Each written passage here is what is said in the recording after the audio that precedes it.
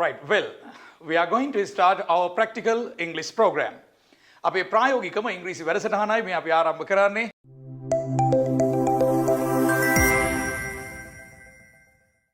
ඉතින් අද අපි කතා කරන්න යන්නේ ඔබ සමග ඒක වචනේ නැත යන අර්ථ අදහස් පළ කිරීම පිළිබඳව. මෙතනදී අපි භාවිතා කරනවා මෙන්න මේ පද දෙක.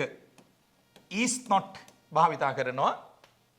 ඒ වගේම does not භාවිතා කරනවා.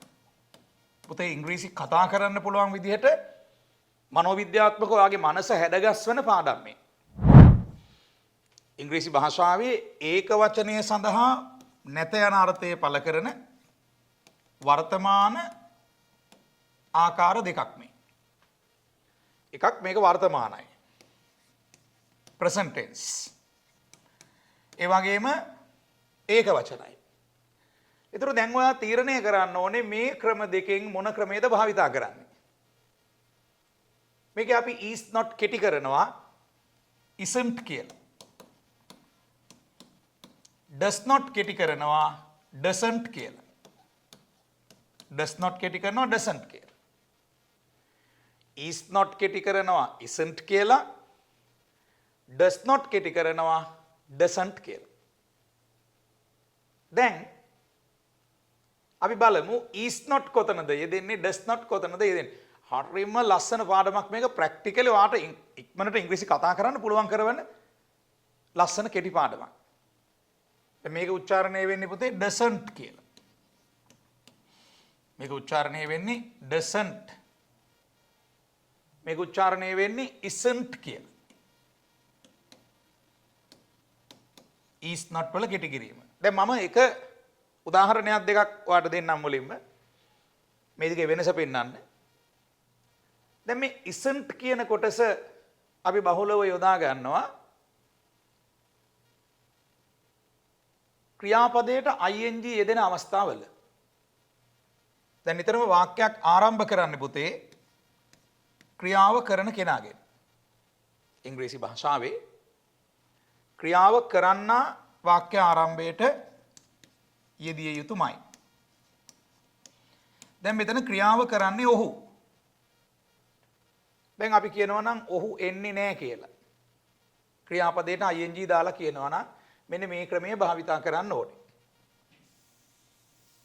ඒතර මැද්දට තමයි මේ කොටස එන්නේ. he isn't. ඒතර දැන් ක්‍රියාපදයේ come මග ඊ අකුරක් තියෙනවා. ඊ අකුර ඉවත් කළා ing දානවා. ඊ අකුරක් තියෙනකොට ක්‍රියාපදයේ අග ඊ අකුර ඉවත් කළා තමයි ing දාන්නේ. මුල අකුර කැපිටල් වෙන්න ඕනේ. අග ෆුල් ස්ටොප් එක තියන්න ඕනේ. එතකොට ඔහු එන්නේ නැහැ කියලා අපි කියන්නේ he isn't coming. නැත්නම් he is not coming කියලා දීර්ඝව කියන්නත් පුළුවන්. ලියා ගන්න. he isn't coming. ඔහු එන්නේ නැහැ.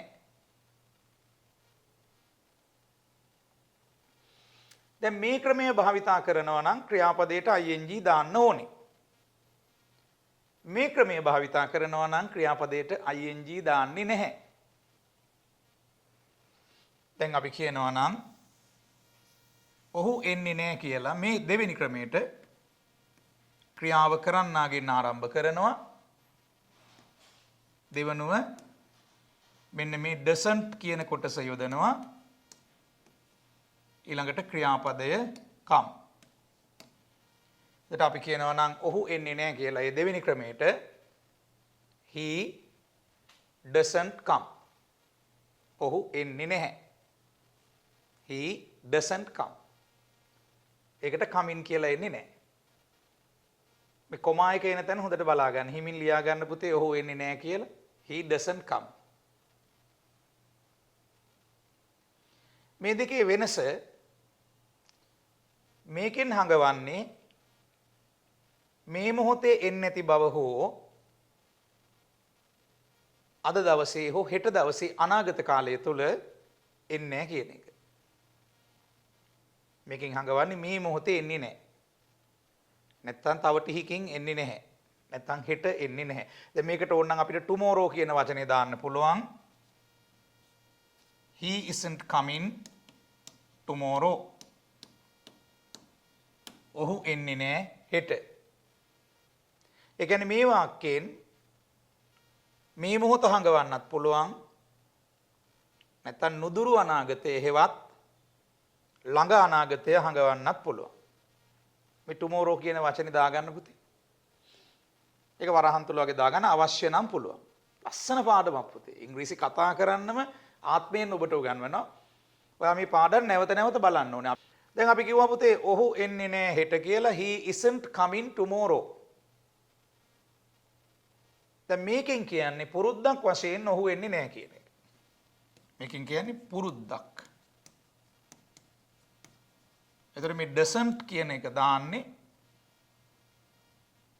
වාක්‍ය මැදට. doesn't වලට පසුව එන ක්‍රියාපදයට ing එකතු වෙන්නේ නැහැ.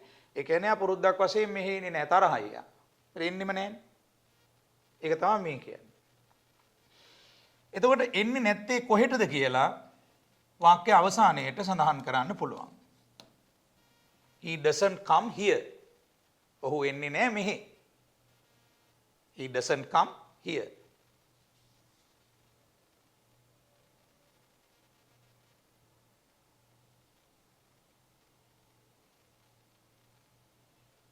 ඊළඟ උදාහරණය next example.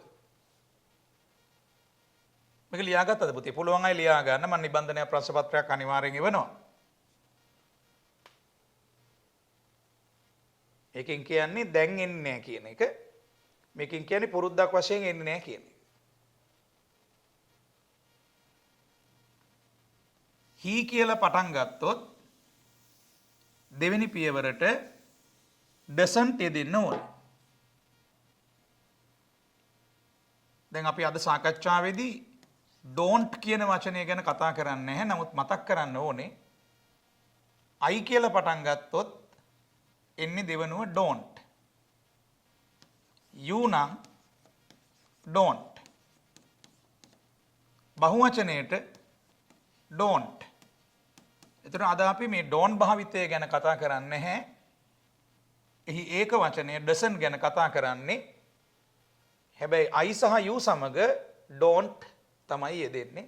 දැන් උදාහරණයක් ලෙස මම දන්නේ නැහැ කියන්නේ I don't know. හැබැයි ඒකම ඔහු දන්නේ නැහැ කියනවා නම් මේ දෙක හැර I සහ you හැර වෙනත් ඒක වචන යෙදෙනවා නම් වාක්‍ය මැද්දට doesn't යෙදෙන්න ඕනේ. එතන මේකේ ස්පෙලිං හිමින් පාඩම් කරගන්න. වාක්‍ය මැද්දට doesn't එනවා නම් මුලට එන්නේ පුද්ගලයා ක්‍රියාව කරන පුද්ගලයා අගට එන්නේ ක්‍රියාපදය. මේක තමයි ක්‍රියාපදය. මේකේ කේ අකුර ශබ්ද වෙන්නේ නැහැ. මේ ක්‍රියාපදය no කියලායි කියවෙන්නේ. එතකොට ඔහු දන්නේ නැහැ කියලා අපි කියන්නේ he doesn't know. he doesn't know.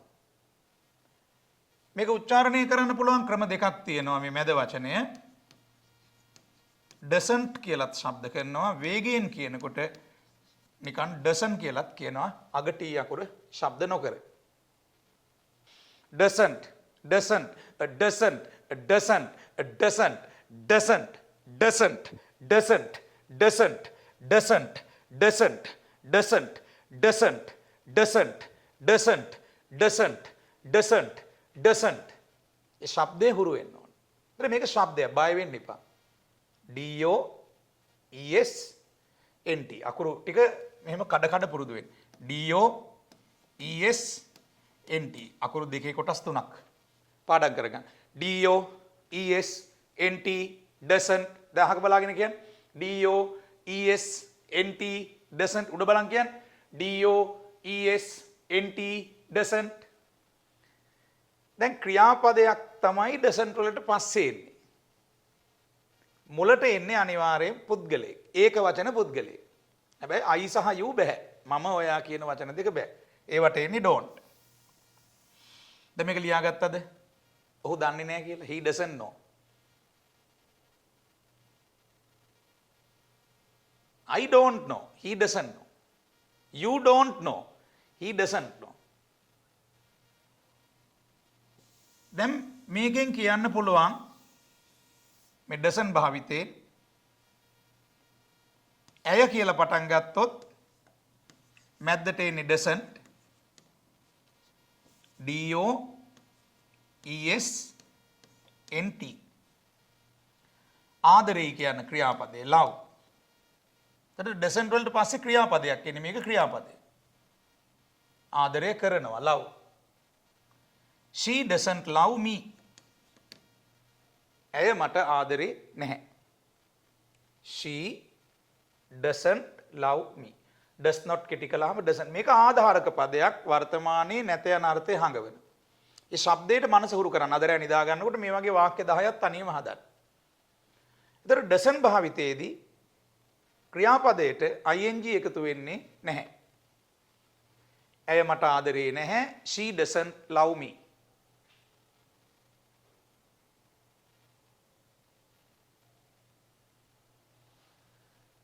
මේ ඩසන් භාවිතයේදී කියන්නේ මනසට සම්බන්ධ ක්‍රියාපද හෝ පුරුද්දක් වශයෙන් කරන ක්‍රියා ගැන.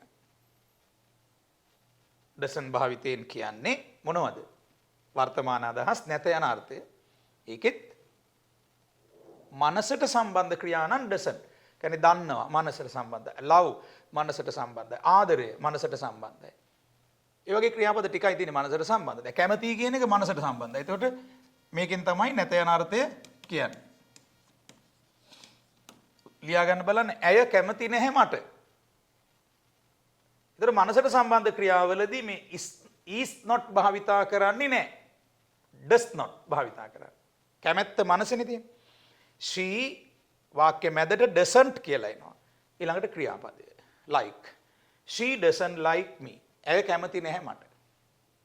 ලියාගෙන බලන්න මේ උදාහරණය. මනසට සම්බන්ධ ක්‍රියාපදවලදී නැත යන අර්ථය සඳහා doesn't යොදාගත යුතුය. ඒක වචනය සඳහා. බහුවචනයටයි I සහ you සමගයි don't. අපි don't ගැන අද කතා කරන්නේ නැහැ. කෙටි පාඩමක් මේක. හරිද? අපි කිව්වා ඇය කැමති නැහැ මට කියලා. She doesn't like me. දැන් අපි කියනවා නම් කාගේ හරි නමක් දාලා නාමල් වැඩ කරන්නේ මෙහි නෙවෙයි. ඒතර පුද්ගලයාගේ නමක් ලියනකොට මුල අකුර කැපිටල්. කොහොමත් වාක්‍යයක් ආරම්භයේ අකුරත් කැපිටල්. දැන් දිගට වාක්‍යයක් ලියනකොට මුල අකුර කැපිටල්. නාමල් වැඩ කරන්නේ මෙහි නෙවෙයි කියනකොට වාක්‍ය මැද්දට එන්න ඕනේ doesn't. ඊළඟට එනවා ක්‍රියාපදේ. work වැඩ කරනවා. ඊළඟට ස්ථානය මෙහි කියන එක. මෙහි කියන්නේ here. මේකෙන් කියන්නේ නාමල් පුරුද්දක් වශයෙන් මෙහි නෙමෙයි වැඩ කරන්නේ. නාමල්ගේ සේවා ස්ථානේ මේක නෙමෙයි. Namal doesn't work here. ඒතර doesn't නිවලියා ගන්න පුතේ. doesn't නිතරම එන්නේ වාක්‍ය මැද්දට. doesn't වලට පසුව ක්‍රියාපදය ඊට මුලින් පුද්ගලය. ඒක වචන පුද්ගලයෙක්. කාගේ හරි නමක් හරි එහෙම නැත්නම් ඔහු කියලා එන්න පුළුවන්. එහෙම නැත්නම් she කියලා එන්න පුළුවන්. සතෙක් නම් it කියලා අපි කියනවා. it කියන්නේ ඌ.